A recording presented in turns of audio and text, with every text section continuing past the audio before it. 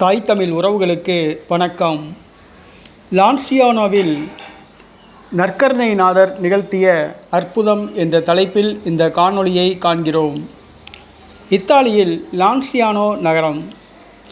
கிபி 750 ஆண்டு புனித பிரான்சிஸ் தேவாலயத்தில் ஒரு குருவானவர் திருப்பலி ஒப்பு கொடுத்தார். திருப்பலி ஒப்பு கொடுத்து கொண்டிருக்கும் பொழுது அப்பமானது ஒரு மனிதருடைய சதையாக மாறியது. அதேபோன்று திராட்சை ரசமானது 5 திவலை இரத்தமாக மாறியது.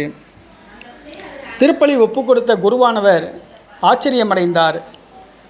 அவர் உடனடியாக மண்டியிட்டு வணங்கினார். அது இயேசுவின் உடல், இயேசுவின் இரத்தம் என்பதை அவருக்கு ஞானம் உணர்த்தியது. திருப்பலிக்கு வந்திருந்தவர்கள் அதை பார்த்து மெய்மறந்து சிலித்தார்கள், முழங்காலிட்டு வணங்கினார்கள். இயேசுவின் இரத்தம், இயேசுவின் சதையாக அந்த அப்பமும் ரசமும் மாறியது. ஆய்வுக்காக உட்படுத்தப்பட்டன அந்த சதையும் இரத்தமும்.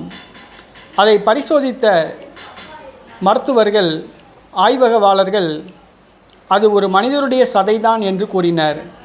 அதேபோன்று அந்த இரத்தம் ஏபி பாசிட்டிவ் வகையை சார்ந்தது என்று சான்றளித்தனர். இன்றும் அந்த சதையும் இரத்தமும் பாதுகாக்கப்பட்டு வருகிறது. திவ்ய நற்கருணை நாதர் நிகழ்த்துகிற அதிசயம் என்னவென்று சொன்னால், அப்பமும் ரசமும் இயேசுவின் சதையாகவும் இயேசுவின் இரத்தமாகவும் மாறுகின்றது. இரண்டாவதாக, அந்த அப்பமும் ரசமும் நீண்ட நாட்கள் கெட்டு போகாமல் இருக்கும். மூன்றாவதாக, திவ்ய நற்கருணை நாதர் அநேக நோய்களை குணமாக்குகிறார். ஆக திவ்ய நற்கருணை நாதர் 3 அதிசயங்களை செய்து வருகிறார். இந்த லான்சியானோ நகரில் ஒப்பு கொடுக்கப்பட்ட அப்பமும் ரசமும் இயேசுவின் உடலாகவும் இரத்தமாகவும் மாறியது. ஏறத்தாழ 1300 ஆண்டுகளாக அந்த சதையும் இரத்தமும் பாதுகாக்கப்பட்டு வருகின்றன. அவை கெட்டு போகாமல் உள்ளன.